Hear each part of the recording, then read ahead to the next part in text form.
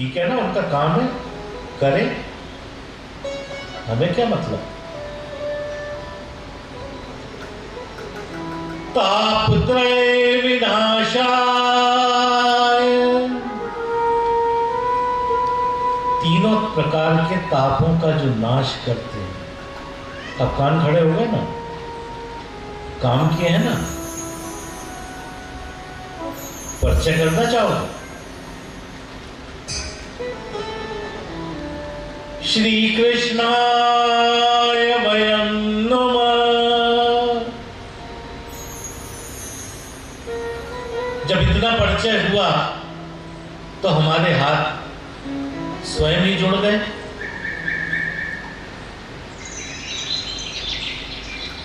ये श्री कृष्ण है कौन?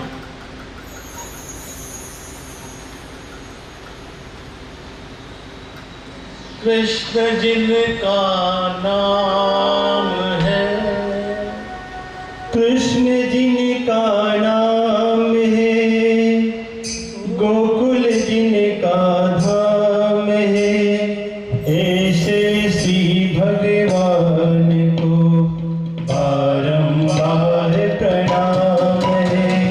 कृष्ण जिनका नाम है, गोकुल जिनका धाम है, ऐसे श्री भगवान को बारंबार प्रणाम है। ऐसे श्री भगवान को बारंबार प्रणाम है।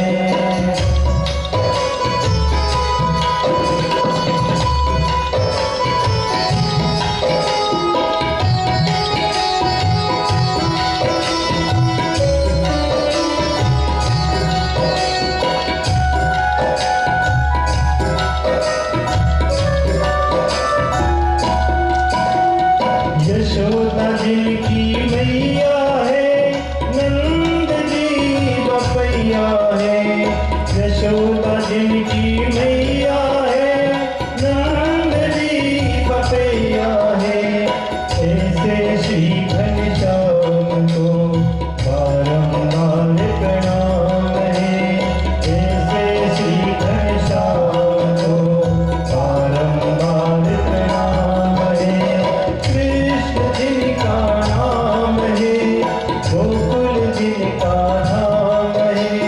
कृष्ण जिनका नाम है, गोकुल जिनका धाम है, ऐसे श्री भगवान को बारंबार प्रणाम है।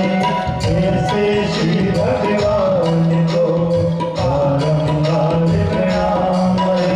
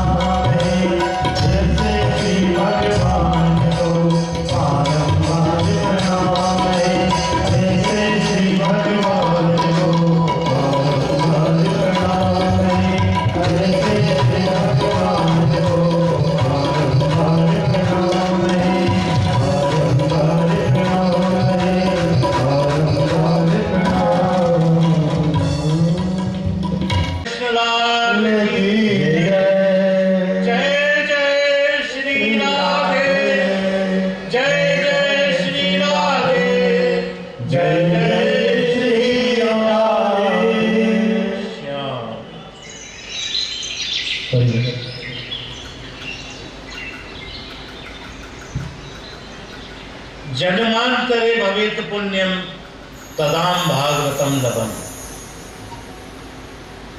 जब हमारे जन्मों के पुण्य उदय होते हैं ना,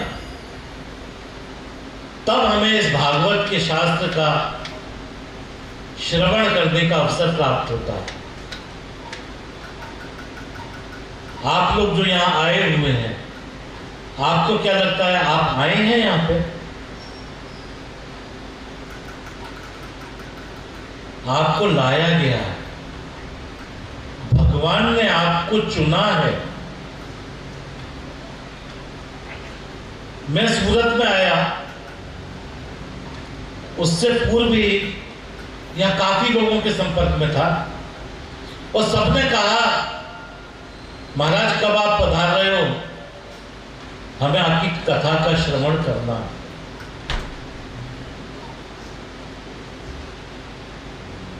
आज उनमें से मुझे एक भी चेहरा नहीं दिखता, क्योंकि मेरे ठाकुर की इच्छा नहीं है। ये हमारे जन्मों के जब पुण्य उदय होते हैं, तभी हमें भागवत का श्रवण का लाभ मिलता है। ये भागवत है क्या? कल बड़ा अजीब सा पागलपन कर रहे थे हम। डीजे बज रहा था, सड़क पे नाच रहे थे, पेटी सिर पे रखे हुए थे। आपको नहीं लगता ये सब पागलपन है? प्रश्न आता है क्या है इस पुस्तक में?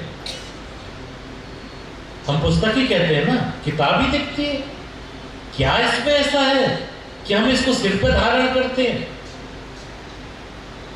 और मैंने देखा, कल स्वयं देखा, जिसने धारण किया वो स्वयं नाचने लगा। कहां से आता है ये पागलपन?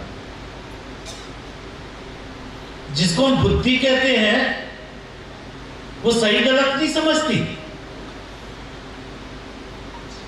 सड़क पे नाच रहे।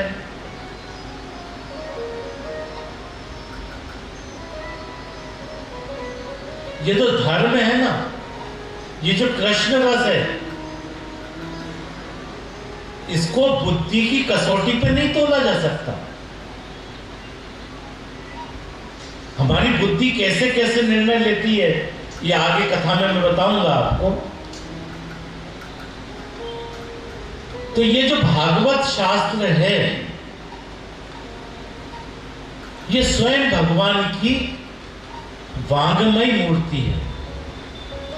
जब हम स्वर्ण की कोई मूर्ति बनाते हैं तो उसको स्वर्णिम प्रतिमा कहते हैं। चांदी की होती है, चांदी का विग्रह होता है तो रजत विग्रह कहते हैं। उसी प्रकार से ये जो श्रीमद् भागवत है, ये भगवान का शब्द विग्रह है। जब भगवान इस धरा पर अपना कार्य संपन्न करके जा रहे थे, तो उद्धव जी ने पूछा था, प्रभु आप तो जा रहे हो, लेकिन ये धर्म अब किसकी शरण में जाएगा? तो भगवान जब जाने लगे तो स्वयं एक बिजली जैसी किरण में परिवर्तित होकर के स्वयं इस भागवत शास्त्र में प्रतिष्ठापित हुए हैं। यही भागवत है, यही इसका महत्व है जो हम सिर पर लेकर चलते हैं। ये साक्षात भगवान कृष्ण का विग्रह है।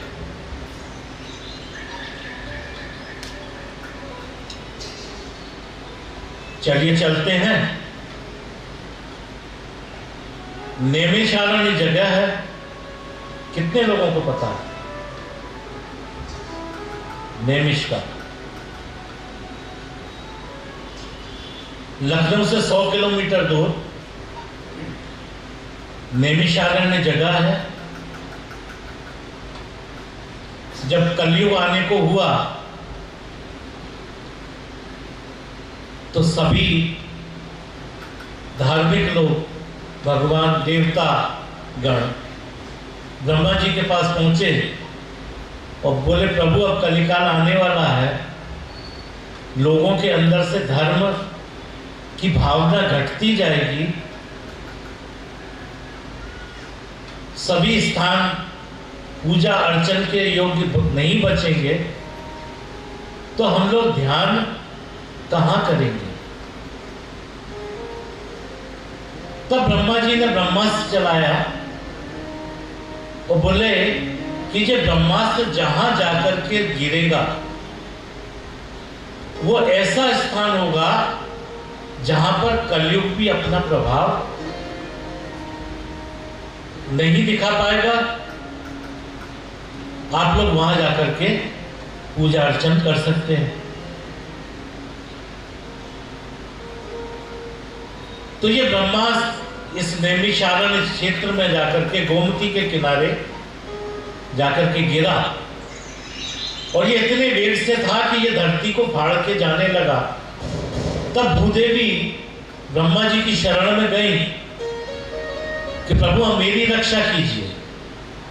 तब भगवान ने उस ब्रह्मास्त्र को रोका, तो जहां ये ब्रह्मास्त्र गिरा था वहां एक कुंड बना जिसको ब्रह्म तीर्थ कहते हैं, और वहीं मां शक्ति की पीठ है, ललिता देवी की पीठ है। बहुत सुंदर रमणीक स्थान है। आज इस स्थान पर सैकड़ों वर्षों से शौनक आदि ऋषि हवन पूजन कर रहे हैं। आज का पावन दिन है। शौनक आदि ऋषियों ने सूत जी को, जो रोमहर्षण के पुत्र उग्रश्रावा थे, जिनको सूत जी भी कहते थे, उनको सुंदर आसन दिया। उनका पूजन करने के बाद शौनक आदि ऋषियों ने प्रणय किया कि प्रभु आप तो बहुत विद्वान हैं, हमें कुछ ऐसे शास्त्र को सुनाइए जिससे हमारी भक्ति बढ़े और प्रभु के प्रति हमारा प्रेम बढ़े। सूत जी कहते हैं, शौनक जी आप स्वयं बहुत ज्ञानी हैं, जानते आप सब हैं, लेकिन मेरे मुख से सब लोक कल्याण के लिए सुनना चाहते हैं। आपका प्रश्न बहुत सुंदर है, मैं आपको इसका उत्तर अवश्य दूंगा। सूत जी कहते, शौनक जी मनुष्य के कल्याण के लिए सुखदेव जी के मुख से निकसित व्यास जी द्वारा रचित श्रीमद् भागवत शास्त्र है, जो कलिकाल के सर्प के दंश से और उससे होने वाली पीड़ा से व्यक्तियों को बचा सकता है। इस शास्त्र को सुखदेव जी ने राजा परीक्षित को गंगा के तट पर सुनाया था। मैं आज आपको उस शास्त्र का श्रवण कराता हूं जो मेरे पूज्य गुरुदेव ने मुझे सुनाया था।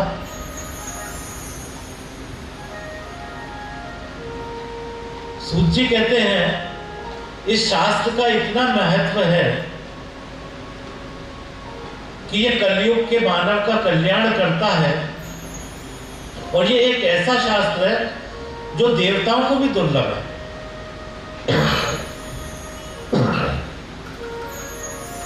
शौनक जी बोले, महाराज ये देवताओं को दुर्लभ कैसे है?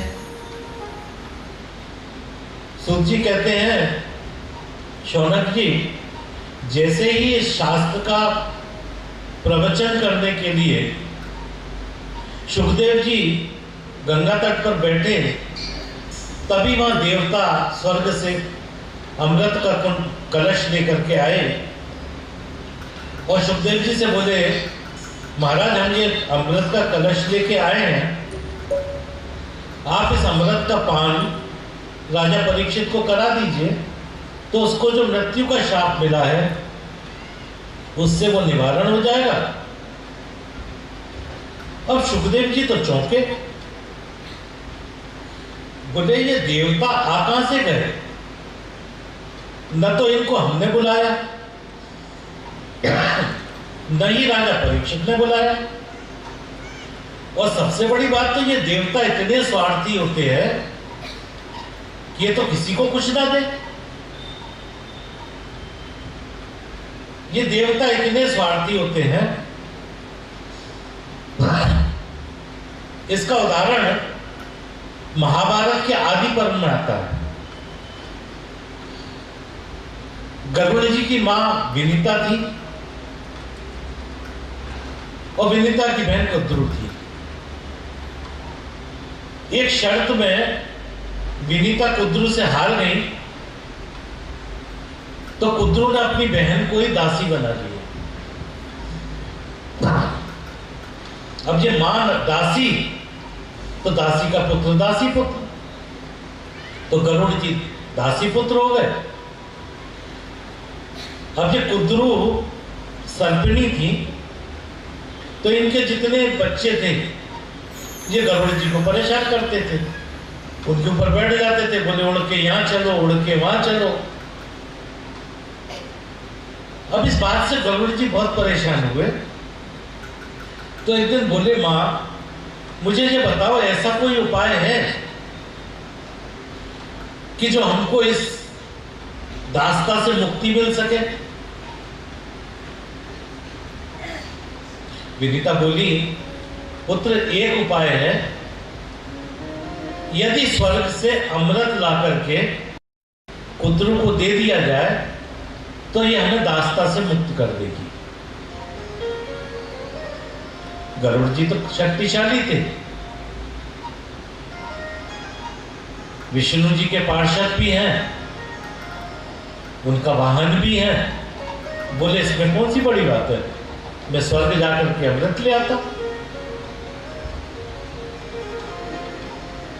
गरुड़ जी स्वर्ग में पहुंचे तो इंद्र ने अमृत देने से मना कर दिया। संघर्ष हुआ, संघर्ष में इंद्र हारा तो अमृत का पात्र गरुड़ जी के हाथ में आया। तब इंद्र ने प्रार्थना की कि गरुड़ जी आप ये जो लेके जा रहे हो, जब ये आप कुद्रू को दोगे तो अनर्थ हो जाएगा, क्योंकि इसके पीने के बाद ये सारे सर्प योनि जो है ये अमृत को प्राप्त कर देगी, तो सृष्टि का बहुत अनर्थ हो जाएगा। तो गरुड़ जी बोले उसका एक उपाय है,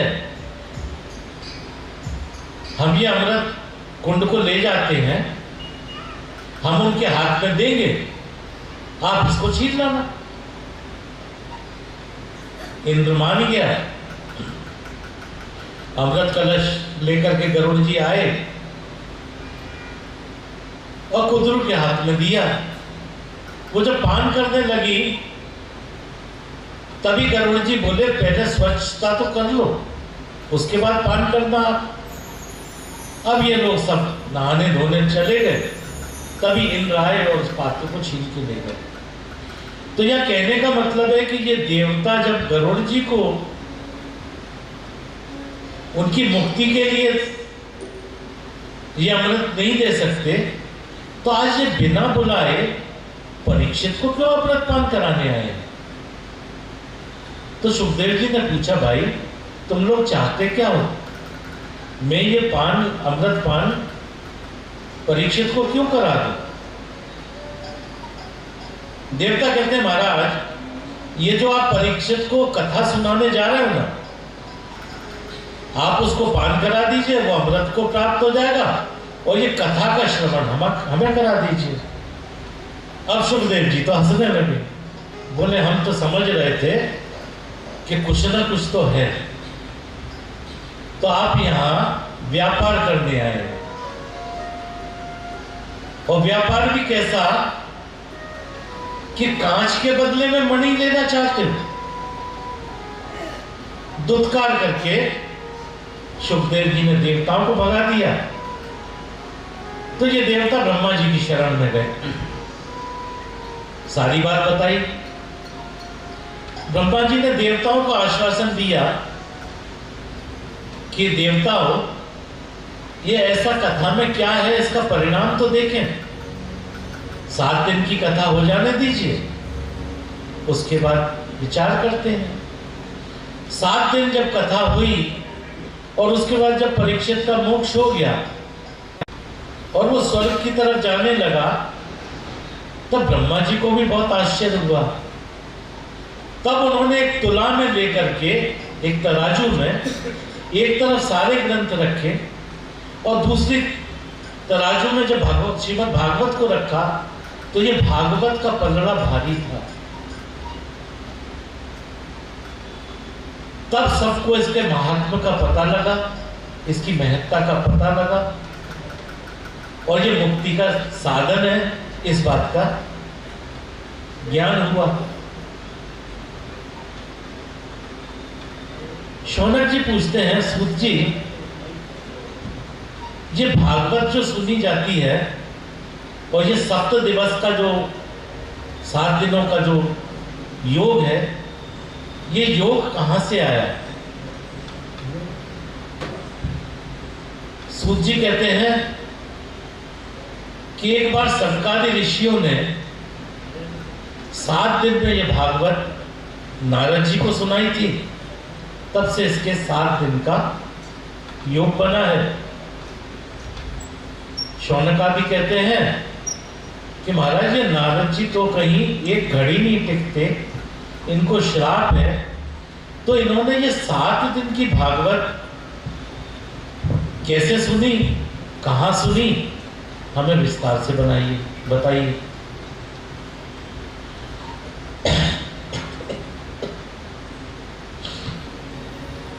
सूत जी कहते हैं, शौनक आदि ऋषियों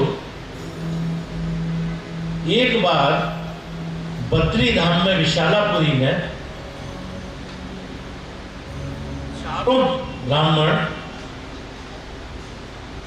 सनकादि ऋषि प्रवचन सुनने की इच्छा से विशालापुरी आए। ये चारों सनकादि ऋषि जो है ना, इनको कथा ही इनका जीवन है। या तो ये कथा करते हैं या कथा सुनते हैं, और इनको कहीं प्रवचन नहीं मिलता तो ये चारों में से ही एक कथा करने लगते हैं, 3 श्रोता बन जाते हैं। ऐसा दीवानापन है इनको।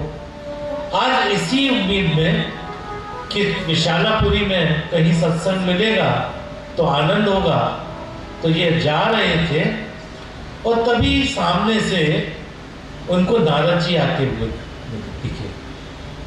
ये नारद जी इन सनकादिक ऋषियों के भाई ही हैं। जब नारद जी को आते हुए देखा तो इन्हें परम आनंद हुआ कि चलो आज तो सत्संग अच्छा होगा।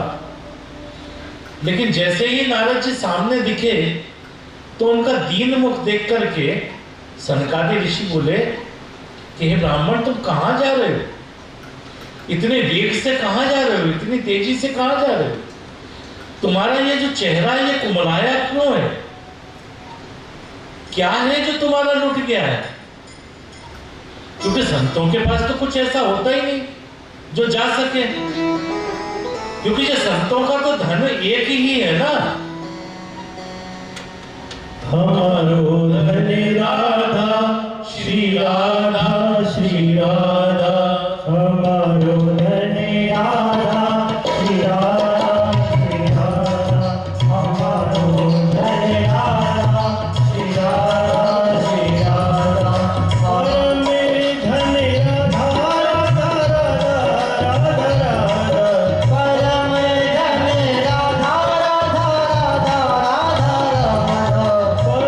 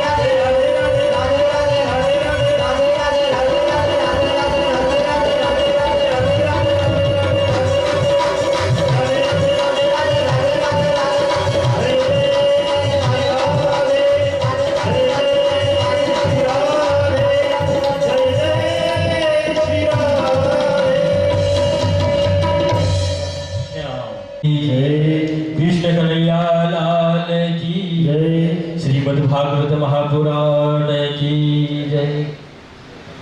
बड़ी सुंदर श्रीमद् भागवत कथा आप सभी भक्तों के बीच में बांके बिहारी की कृपा से आज हम इस सब भक्त जो बांके बिहारी की कथा पहले दिवस में प्रवेश कर रहे हैं और जो अमृत रूपी गंगा इसमें गोते लगा रहे हैं। परम श्रद्धेय महाराज श्री व्यासपीठ पे विराजमान होकर हम सभी भक्तों को ये अमृत रूपी कथा का पान करवा रहे हैं। ये हमारा परम सौभाग्य है, बड़ा भाग्य है। भाग्य से ही हमारे सत्कर्म से हमें इतना सुंदर अवसर मिला है। प्यारे भक्तों, महाराज जी यहाँ अपना खुद के लिए कुछ लक्ष्य नहीं है। उनकी लक्ष्य ध्येय ये है कि इस कथा के माध्यम से ज्यादा गौ सेवा हो और यहाँ सभी भक्तों को जो अमृत रूपी कथा है ये सुनने को मिले और इसके माध्यम से आप जैसे दानदाताओं के जो धन रूपी लक्ष्मी है उसका सदुपयोग हो और गौ माता की सेवा हो। प्यारे भक्तों, महाराज जी आप सभी भक्तों से संपर्क जैसे तैसे संपर्क साध कर यहाँ हमारे बीच में आए हैं और अपनी अमृत रूपी वाणी से हमें कथा श्रवण करवा रहे हैं। हमें इनका मान रखना है, इनका सम्मान रखना है और उनका जो ध्येय है उसका वो भी हमें ध्यान में रखना है। हम अपने मन की शुद्धि करते हैं, भागवत कथा सुनकर सत्संग को श्रवण कर हमारे मन की शुद्धि करते हैं। जो हमारा धन रूपी जो लक्ष्मी है उनकी भी हमें शुद्धि करनी है। श्रद्धा भाव से इस कथा में आप जुड़े और गौ सेवा है तो आप जो भी बनता है आपसे जरूर श्रद्धा से इस भागवत रूपी कथा में आप जो समर्पण करें। प्रतिदिन यहाँ कथा के निमित्त सुबह 8 बजे 8 या 8:30 बजे का टाइम है पूजा का। प्रतिदिन जो भी भक्ति यजमान बनकर भागवत के निमित्त पूजा में बैठना चाहते हैं कृपया आप अपना यहाँ स्टेज पे जो भाई साहब भी बैठे हैं इनको नाम लिखवा दें। जो यजमान बनना चाहते हैं जोड़े से प्रतिदिन 8 बजे से 9:30 बजे तक लगभग 1.5 घंटे की अब पूजा है यहाँ चलेगी। जो भी भक्त पूजा में बैठना चाहते हैं कृपया अपना नाम लिखवा दें और आज से 7 दिन तक ये कथा चलेगी। श्रद्धा से भाव से तन मन धन से आप सहयोग करते हुए इस अमृत रूपी कथा का रसपान करें। अब ये बहती धार में ज्यादा बाधा नहीं पड़ेंगे। महाराज से निवेदन पुनः सभी भक्तों को कथा का रसपान करवाएं। जय श्री राधे, जय जय श्री राधे श्याम। हमारा सौभाग्य है कि हमारी कथा के बीच में सुखदेव जी पधार चुके हैं। जहां जहां कथा होती है वहां स्वयं भगवान का वास होता है और इस कथा के परम रसिक तो हनुमान जी हैं। राम कथा हो, कृष्ण कथा हो, हर कथा मंडल में आकर के मेरे हनुमान जी प्रेम भाव से मेरे ठाकुर का गुणगान सुनते हैं। उनका तो जीवन ही इसी में समर्पित है। भगवान राम जब उनको साथ ले जाना चाहते थे तो हनुमान जी ने विनती की कि महाराज आप ले तो चलोगे लेकिन वहां आपकी कथा नहीं मिलेगी। मैं ऐसी जगह रहना चाहता हूं जहां निरंतर आपकी कथा का गान होता रहे और मैं उसका पान करता रहा। देखिए सुंदर सुखदेव जी का इस कथा मंडल में प्रकाट्य हो रहा है। जोरदार तालियों से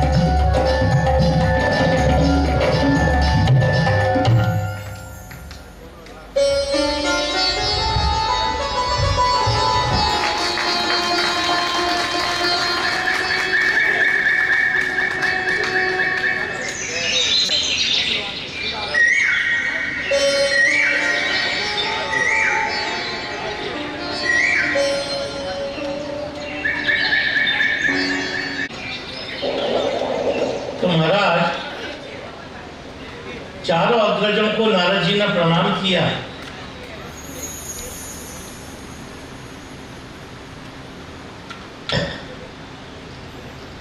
और बोले कि मैं इस पृथ्वी को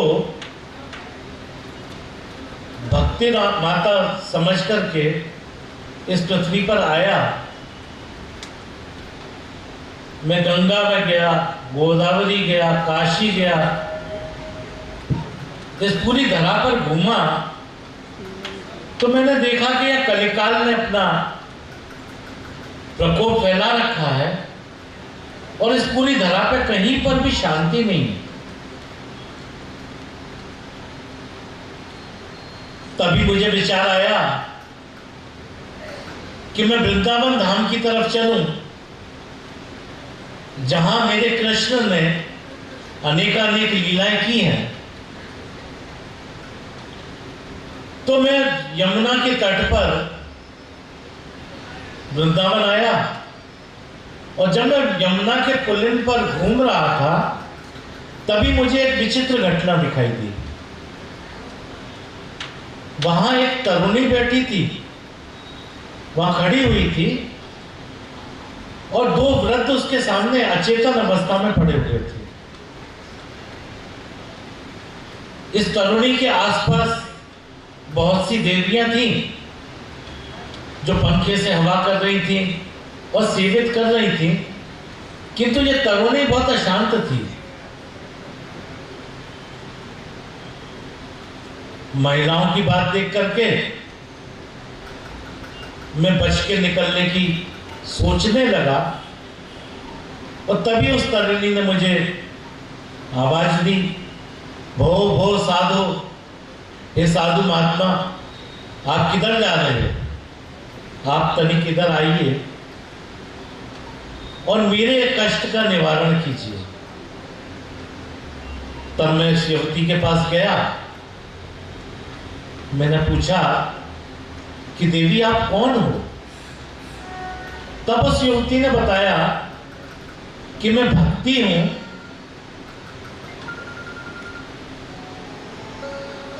मेरा जन्म कर्नाटक में हुआ, अनेक प्रदेशों में होती हुई जब मैं गुजरात में पहुंची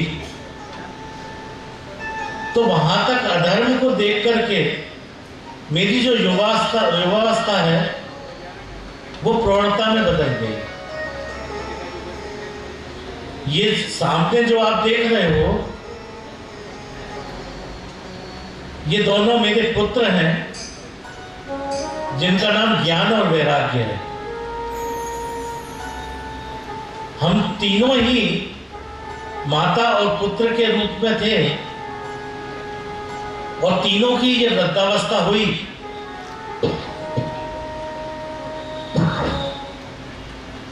घूमते घूमते जब मैं वृंदावन आई तो यहां आकर के एक बड़ा आश्चर्य हुआ कि मैं माता तो यौवन हो गई, किंतु मेरे ये दोनों पुत्र जो अचेतन अवस्था में हैं, इनकी वृद्धता नहीं गई। महात्मा जन, आप ये बताइए कि ऐसा क्या कारण है कि मैं तो यौवन हो गई किंतु मेरे पुत्र यथावत हैं।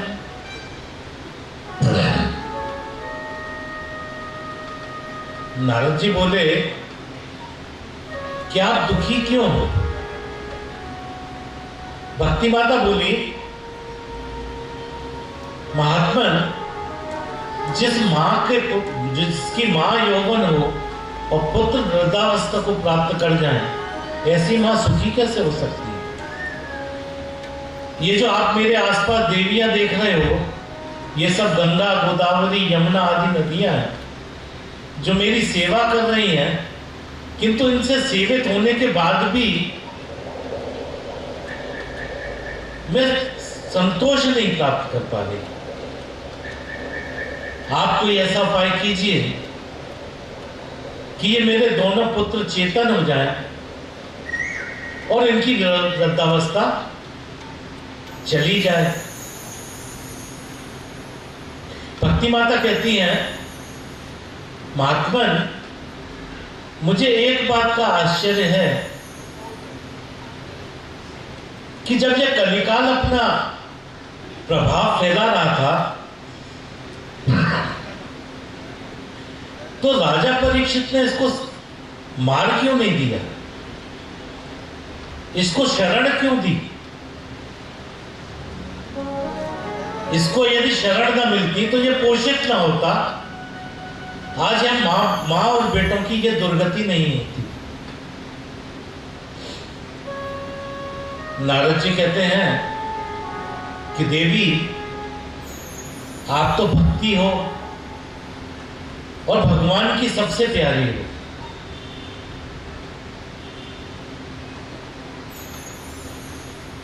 आप के बिना तो भगवान रहते ही नहीं। जिस घर में, जिस दिल में, जिस हृदय में आप वास करती हो, वहीं आकर नारायण अपना वास करते हैं। किंतु ये विडंबना ही है कि इस कलिकाल के कारण तुम्हारे ये पुत्र ज्ञान और वैराग्य अचेतन है। भक्ति कहती है, महाराज कोई उपाय कीजिए और इनको चेतन कर कीजिए। नारद जी कहते, मैं उपाय करता हूं। नारद जी ने ज्ञान और वैराग्य को अनेक वेद शास्त्र आदि सुनाने शुरू किए, किंतु उनमें कोई परिवर्तन नहीं आया। जब नारद जी ने भगवत गीता का पाठ किया तो ये दोनों थोड़े चेतन तो हुए, किंतु फिर मूर्छित होकर के गिर पड़े। अब तो नारद जी परेशान, सोचने लगे कि हमारे पिटारे में तो जितनी दवाएं थी सब दे दी, किंतु कोई असर हो नहीं रहा है, तो ऐसा क्या उपाय किया जाए। जब नारद जी चिंतित थे तभी आकाशवाणी हुई कि महाराज, जो आप ये यत्न प्रयत्न कर रहे हैं ये व्यर्थ नहीं जाएंगे, आप सत्कर्म कीजिए। अब नारद जी चिंता में पड़ गए कि ये सत्कर्म क्या है, ये ऐसा कौन सा कर्म है जिसके करने से चेतन होंगे।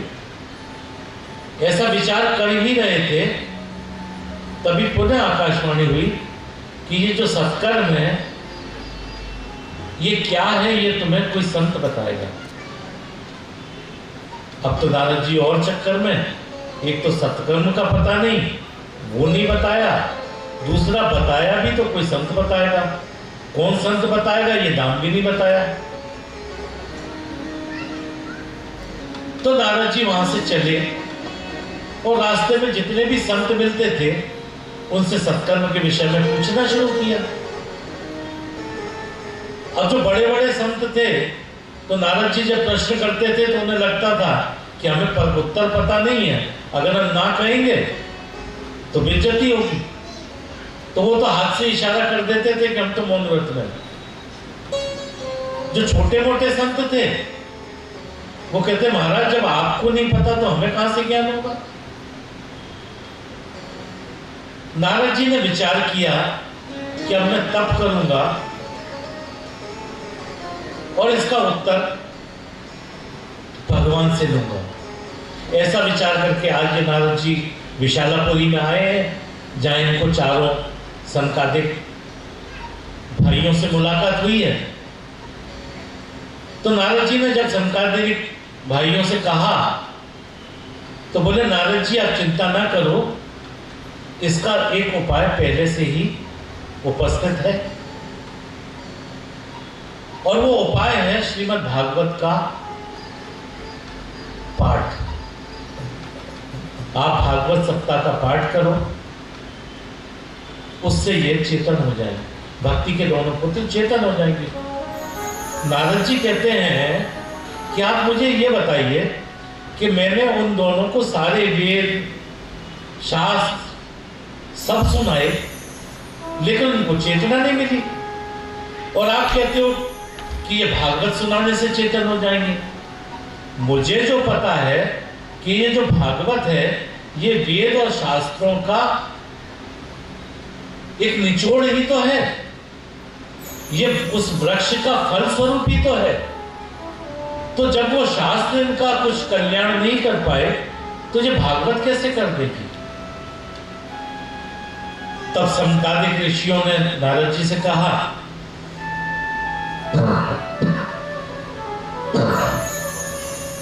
अनेक उदाहरण दिए।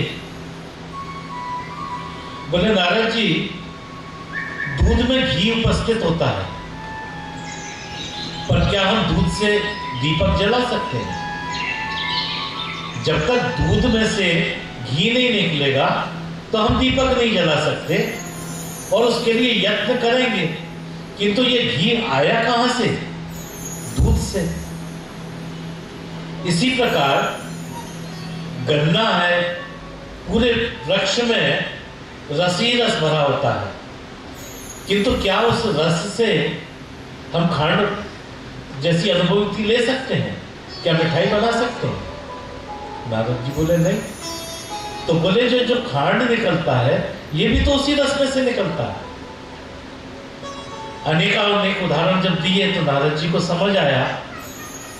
तो नारद जी बोले, आपने बहुत सुंदर उपाय बताया है, अब ये उपाय कैसे होगा, कहाँ होगा, ये भागवत कहाँ की जाए, मुझे ये भी आप बता दीजिए।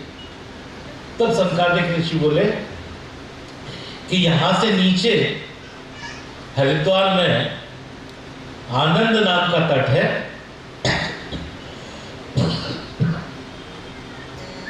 उस आनंद तट पर बहुत सुंदर बालू बिछी हुई है और वो घाट ऐसा है कि जहां पर शेर और बकरी एक साथ पानी पीते हैं।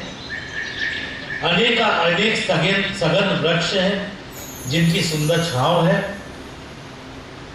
आप वहां चल करके श्रीमद् भागवत का ज्ञान यज्ञ कीजिए, वहीं भगवती भक्ति आएगी और उनके पुत्रों को चेतना प्राप्त होगी।